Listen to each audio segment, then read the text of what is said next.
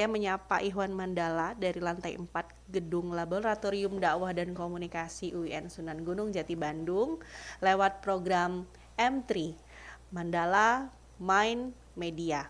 Program apa sih M3 ini? Program yang ngebahas seputar ilmu komunikasi, juga tentang hubungan antara pikiran manusia dan dunia media.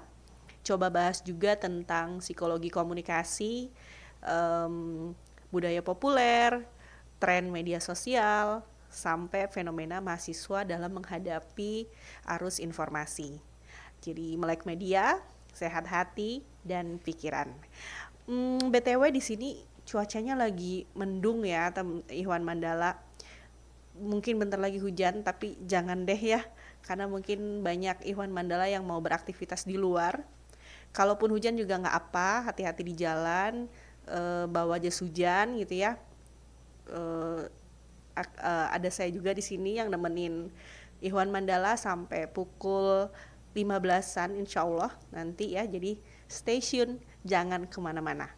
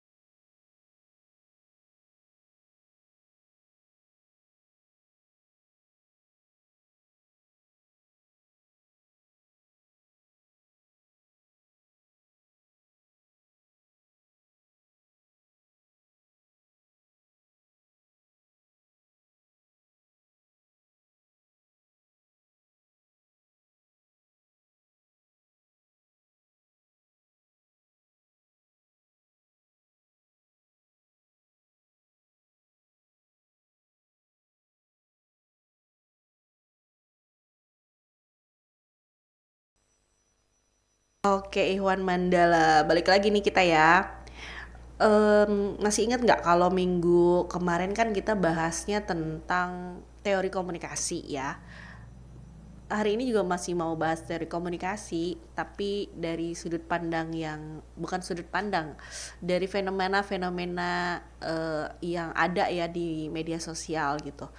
Kalau kemarin kan bahasnya teori komunikasinya itu tentang needle hypodermic teori sama uses and gratification ya. Ngebahas tentang alasan kenapa orang bermedia gitu ya, ada 5 kemarin kan alasannya. Nanti bisa bisa Ikhwan Mandala cek di YouTube-nya mungkin ya, nanti ada di upload di YouTube-nya gitu ya, kalau yang ketinggalan ikutan streamingnya. Nah, episode kali ini, kita mau bahas tentang digital culture gitu ya, fenomena digital culture anak-anak Gen Z sekarang, terutama anak-anak Gen Z ini ada yang disebut dengan fenomena second account ya.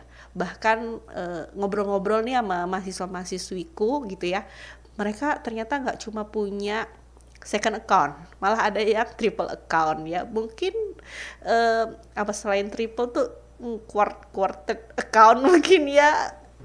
Pokoknya akun Instagramnya itu lebih dari satu ya. Nah, ini menarik ya. Tapi memang dalam digital culture itu kan kita merujuk pada cara hidup, perilaku dan interaksi masyarakat di era digital gitu ya. Bagaimana sih orang-orang ini menggunakan teknologi digital seperti internet, media sosial gitu ya, perangkat mobile dalam kehidupannya sehari-hari. Kalau kita menelusuri dari culture studies sendiri, ngomongin soal si individu itu kan sebenarnya in divide, artinya itu ya satu kesatuan antara pikiran dan fisiknya dan mentalnya gitu. Tapi dalam masyarakat digital atau digital era sekarang, digital culture itu, si kata atau makna individu tuh agak bergeser gitu ya. Bukan lagi secara kompleksitas dimaknai dengan individu secara utuh gitu ya, tapi udah mulai jadi divide gitu, kebelah-belah, terpecah belah, em, apa masyarakat, apa individu ganda atau multiple identity gitu ya. Jadi identitasnya beragam. Maka itu relate sih dengan fenomena Gen Z sekarang yang uh, banyak pakai account yang berbeda-beda gitu. Entahlah ya, aku nggak ngerti juga. Saya itu nggak ngerti maksudnya kenapa mereka punya second account, triple account dan lain-lain. Ternyata kalau dalam teorinya Manuel Castle ya kejawab, si fenomena Gen Z punya account yang berganda-ganda ini karena si individu itu sendiri sudah bertransformasi gitu, sudah disebutnya apa, si definisinya itu bukan direkonstruksi, di rebuild gitu ya, dibentuk ulang bahwa individu di era digital itu sekarang divide, terpecah-pecah belah.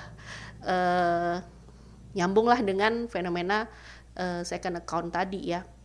Jadi ada first account yang memang mereka gunakan untuk personal branding mungkin gitu ya, untuk ngasih lihat jati diri yang sesungguhnya. Walaupun agak bingung juga saya ya, agak bikin mind blowing juga karena si first accountnya sendiri biasanya misterius ya, suka yang kalau punya foto itu di blur, punya foto itu di sudut pandang yang lain, pokoknya muka nggak kelihatan gitu ya, atau bahkan sama sekali nggak ada foto tapi pengikutnya banyak. Hai Gen Z, kamu kenapa gitu ya. Tapi ini nyambung ya dengan teorinya Erving Goffman. Jadi kalau di komunikasi, ini lagi-lagi yang ngebahas teori komunikasi tuh nggak ada habisnya, selalu seru. Kita lanjut azan asar dulu kali ya, nanti kita lanjutin lagi.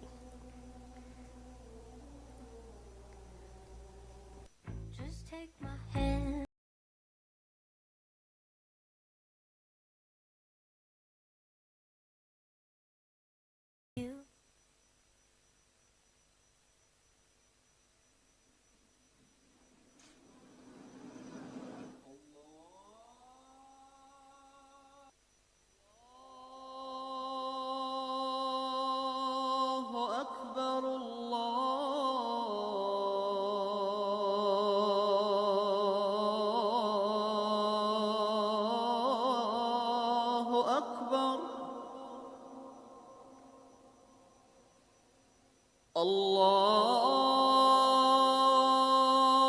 الله أكبر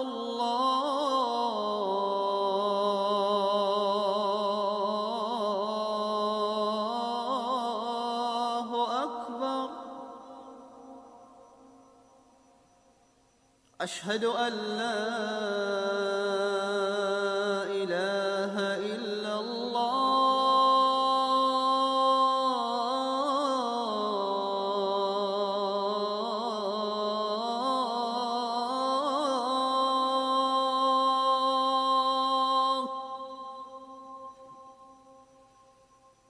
أشهد أن لا إله إلا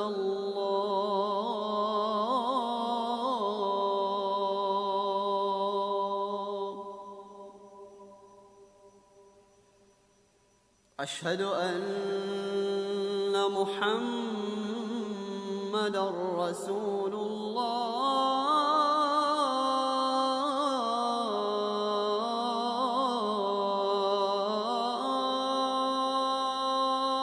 الله أشهد أن محمدًا رسول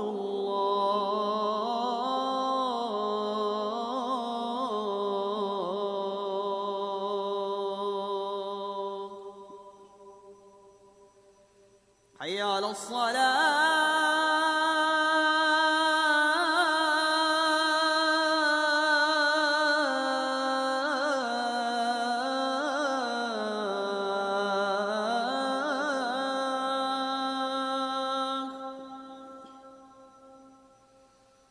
حي على الصلاة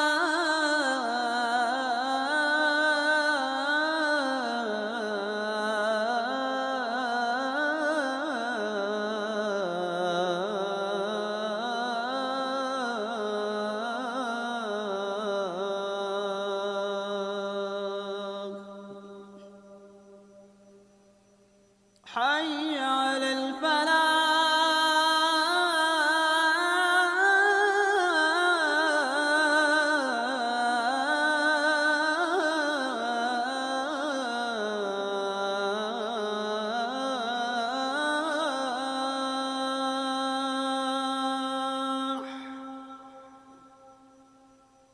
حي على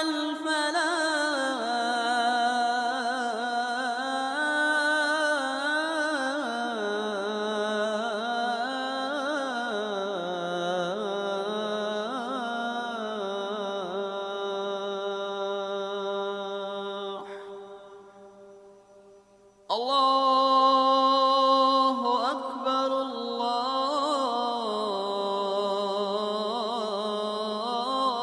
الله أكبر لا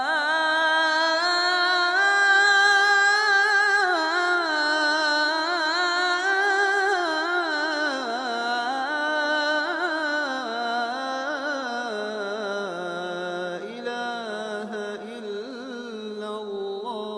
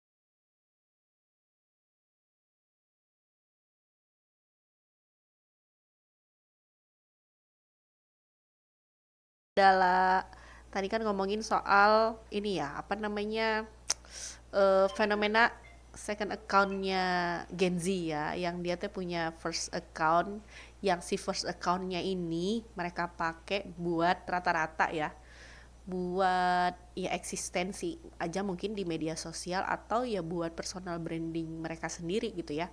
Walaupun tadi ya dengan pertanyaan yang cukup bikin bingung saya, kalau si first account-nya itu sendiri sebenarnya sok-sok misterius gitu ya.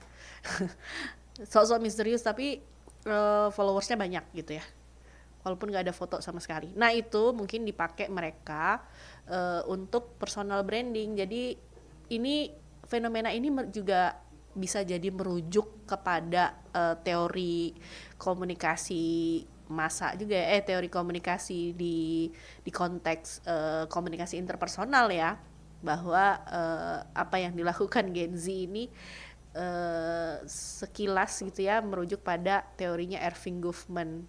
Ini kalau mahasiswa-mahasiswi ilmu komunikasi dakwah itu pasti udah pada kenal nih ya sama teorinya Goffman. Goffman itu kan ngomongin soal teori dramaturgi ya, atau teater kehidupan sosial. Jadi menggambarkan interaksi sosial itu sebagai pertunjukan yang diatur gitu ya oleh individu untuk mengelola kesan dan identitas mereka. Di pengelolaan pesannya si Erving Goffman itu kan ada dua ya konteks pengelolaan pesannya, merujuk pada cara individu mengelola informasi dan kesan yang mereka tampilkan kepada orang lain. Itu ada dua katanya. Jadi yang pertama, impression management. Si Goffman itu pakai istilah ini untuk ngegambarin cara individu itu mengelola kesan yang mau mereka tampilin kepada orang lain. Jadi pas banget ya, apakah mungkin si Gen Z ini mau nampilin kesan tertentu gitu di first account-nya. Kita nggak tahu ya, mungkin banyak alasan di balik itu. Yang jelas ada sisi impression manajemennya. Dan yang kedua, dalam pengelolaan pesannya Erving Goffman itu ngomongin soal front stage sama backstage ya. Jadi ada tampilan publik sama tampilan pribadi ya, di mana individu itu dapat mengolah identitas dan kesan mereka secara berbeda-beda. Masuk ya, di front stage mereka pakai first account, di backstage mereka pakai second account, bener nggak? Kalau misalnya apa namanya, Iwan Mandala sendiri punya account medsosnya berapa? 2, 3, 4 atau 5 mungkin? Dengerin lagu.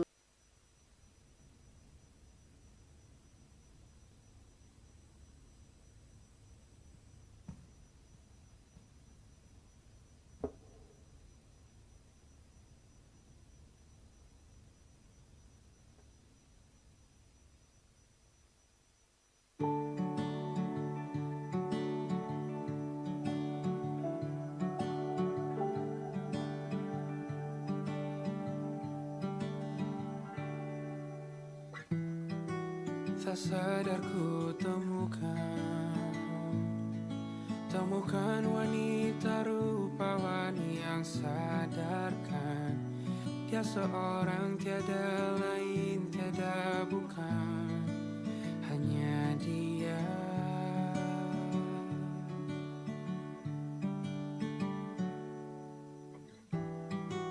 Dia buatku nyaman dalam hangat pelukan. Dia perasa yang mengerti yang ku rasa, hanya dia.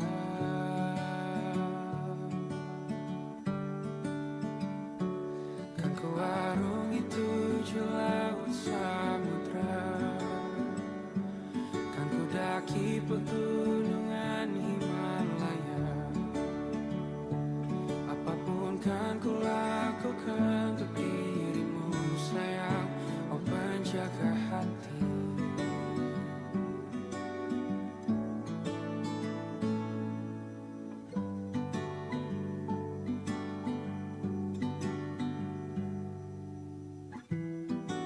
Kau dan aku sempurna Semoga ada cara untuk terus bersama. Selalu ku tunggu, tak mau berlalu, kau dan aku.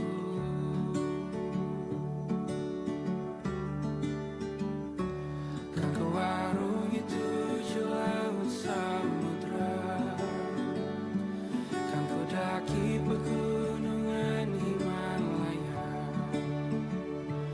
Apapun kan ku lakukan untuk dirimu sayang, oh penjaga hatiku.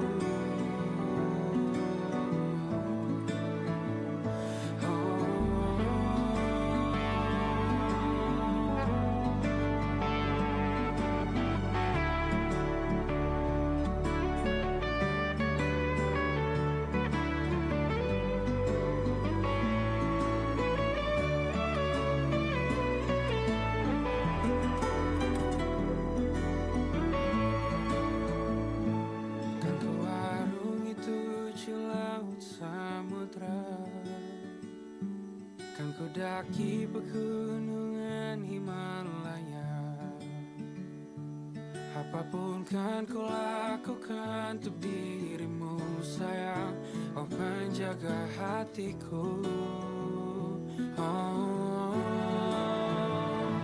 karena bersamamu semua terasa indah. Gundah gulana hatiku telah hancur sirna. Janjiku takkan ku lepas, wahai kau bidadariku dari surga untuk selamanya. Untuk selamanya. Untuk selamanya.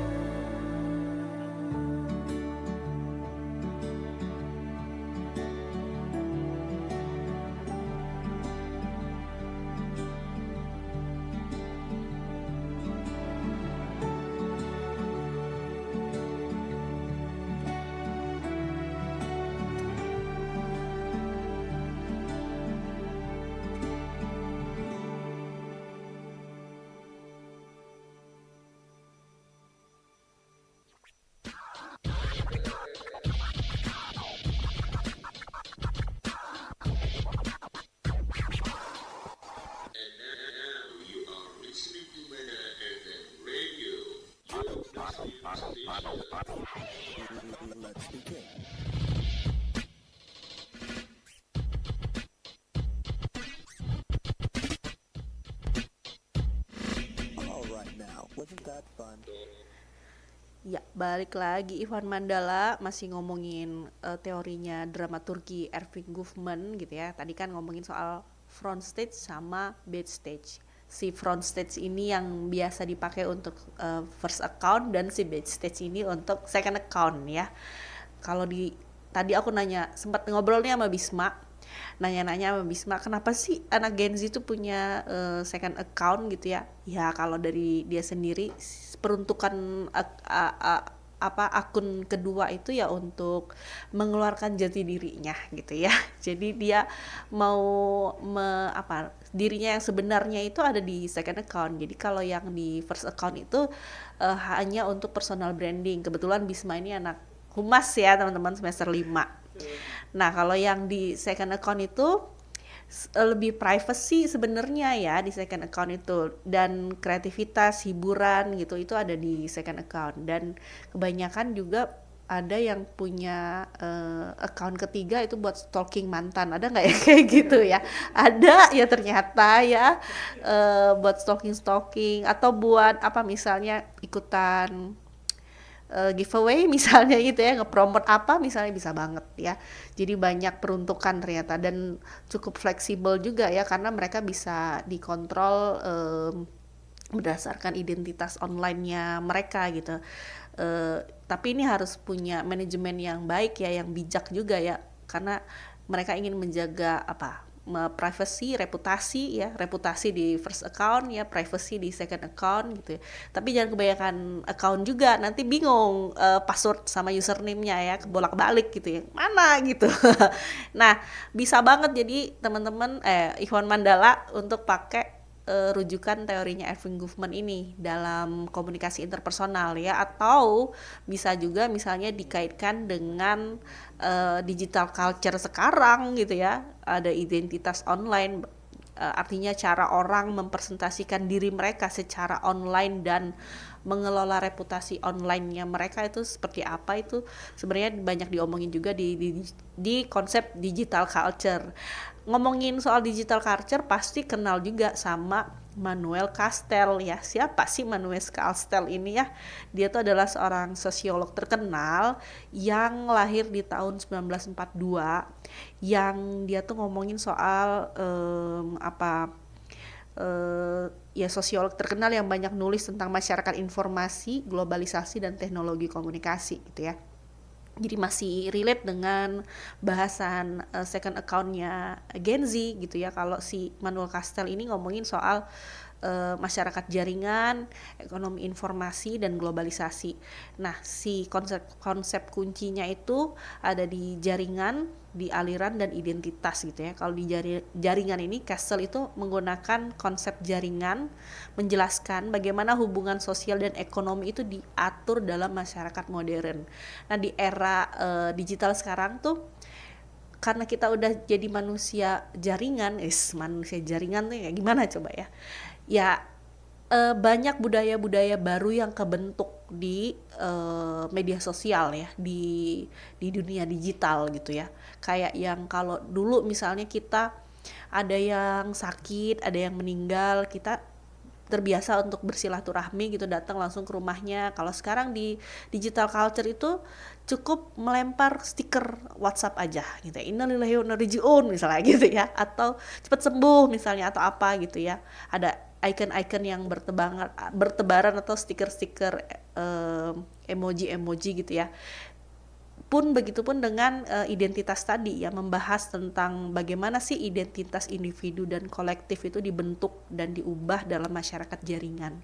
Jadi pengen ada misalnya identitas tadi yang peruntukannya untuk personal branding gitu ya. Jadi citra-citra positif aja, ingin mengesankan pada front stage-nya itu, wajah pertamanya itu adalah individu yang seperti yang dia konsepkan ya, sesuai dengan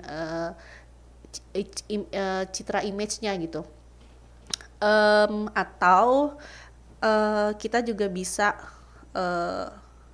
melihat bahwa banyak misalnya followers yang dibangun gitu ya, emang disesuaikan dengan citra diri yang mau dibangun juga di media sosial gitu.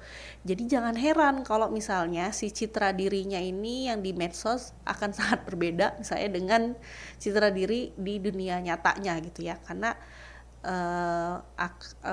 yang di media sosial itu memang dibentuk untuk membangun misalnya engagement dengan followersnya atau untuk cuan gitu ya. Ada banget ya mereka membentuk personal branding tertentu untuk bisa mendapatkan income tambahan gitu, jadi influencer, jadi misalnya selebgram gitu ya. Nah, ini menyambung sebenarnya sama yang Castell omongin ya, ada ekonomi informasi disebutnya. Castell itu menekankan pentingnya informasi dan pengetahuan itu sebagai sumber daya ekonomi utama dalam masyarakat modern gitu. Atau kalau ngomongin soal ekonomi informasi ini yang Castell sebut ya, bisa juga teman-teman kaitkan dengan budaya yang terbaru yang terbentuk lewat digital culture. Itu adalah misalnya dompet digital misalnya gitu ya, atau adanya konsep baru, kayak bukan konsep baru juga, udah lama ya, e-commerce kayak Tokopedia, terus Bukalapak, Shopee gitu ya. Itu kan bentuk ekonomi informasi di digital era gitu ya. Atau sekarang tuh kalau mau beli apa-apa kita terbiasa untuk scan QRIS gitu ya.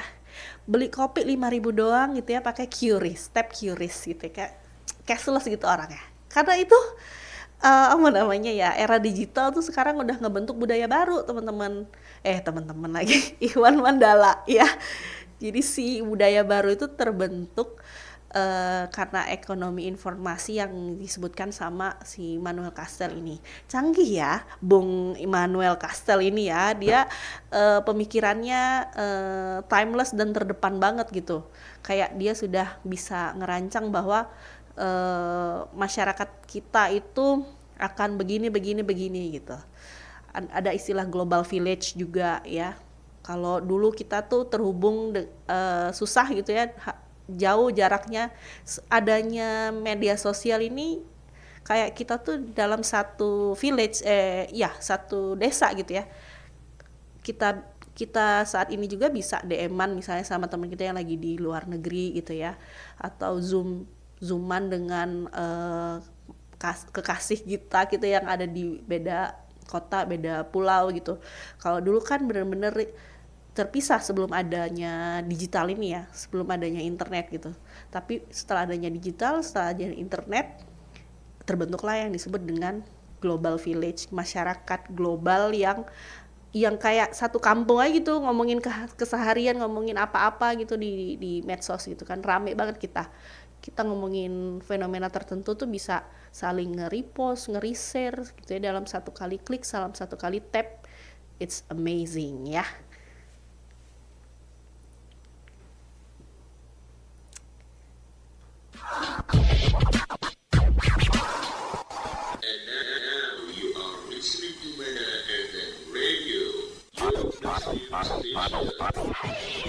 Let's begin.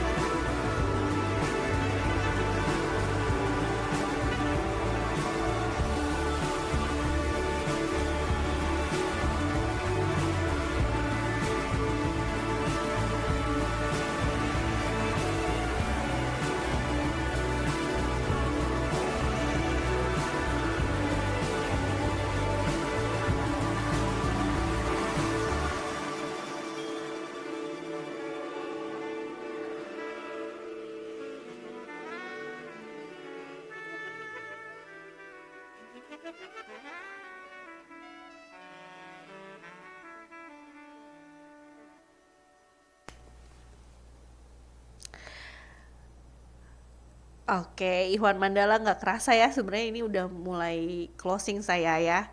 Udah mulai menyimpulkan apa yang dari tadi saya obrolin sama Ikhwan Mandala. Agak bingung juga karena dari tadi tuh di awal kan ngomongin soal fenomena second account-nya Gen Z gitu ya, yang aku kaitkan dengan yang saya kaitkan dengan teorinya Erving Goffman ya soal pengelolaan kesan. Sebenarnya itu bukan teori digital culture ya, karena Erving Goffman sendiri ada di konteks komunikasi interpersonal. Cuman saya coba kaitkan karena memang bisa nyambung nih karena mengelola kesan tadi ya. Dan lebih spesifiknya lagi dikaitkan dengan digital culture-nya atau teori konsepnya dari Manuel Castell ya soal masyarakat jaringan dan masyarakat informasi itu.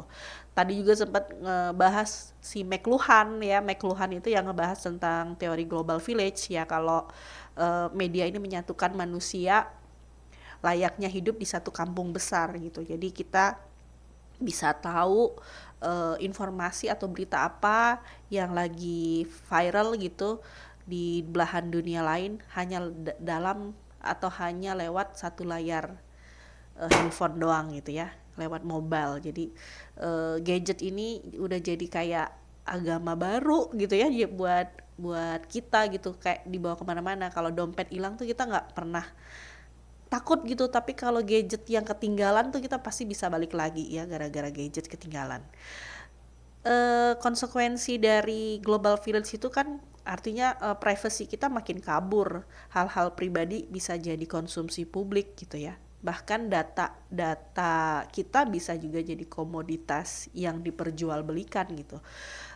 Jadi apakah si konektivitas ini sebagai sebuah keberkahan atau justru ancaman ya, ancaman akan privasi kita yang menjadi sulit gitu ya untuk dikendalikan gitu. Pada akhirnya konsep-konsep teori komunikasi ini relate banget dan seru banget dibahas untuk digali sesuai dengan fenomena yang sekarang lagi happening di media sosial ya. Ini jadi tren-tren media sosial yang ternyata itu jadi budaya yang memang membentuk sistem baru atau bentukan baru lewat digital culture ini. Udah gak kerasa Ikhwan Mandala aku nemenin kamu dari jam 2-an tadi ya sampai jam 3, sekarang udah setengah 4. Jangan kemana-mana, maksudnya jangan kemana-mana tuh, nanti kita ketemu lagi di episode berikutnya di minggu depan, tetap di hari yang sama dan di jam sama ya, di Selasa jam 2 sampai jam setengah 4, 15.30. Sampai jumpa pekan depan Ikhwan Mandala.